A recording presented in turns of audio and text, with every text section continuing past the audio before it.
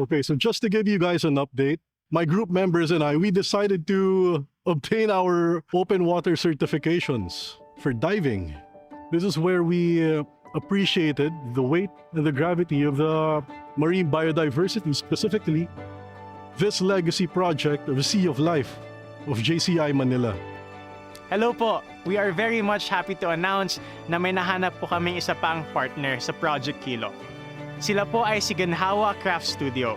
Ginhawa Craft Studio will be in charge of creating our statues for our artificial habitats. These statues, we hope to attract more viewers, hopefully more people to participate with marine biodiversity advocacy, and help out the local activities.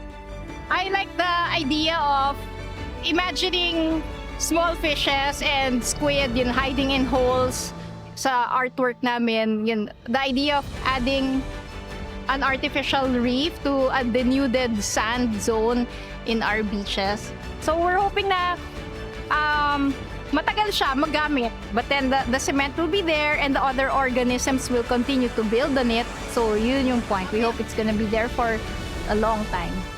To show our appreciation to our partners and major sponsors, we will be putting their logos on the base of and platform of the statues.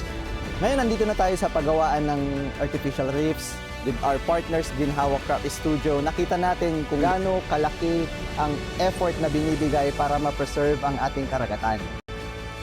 Hindi man lahat makasama sa amin makalublob sa dagat at di man lahat kayang gawin kung ano yung mga ginagawa namin. Pero bawat isa po sa atin, naniniwala kami na kaya nating makagawa ng paraan para kahit konti man lang, meron po tayong magawang tulong para sa ating kalikasan.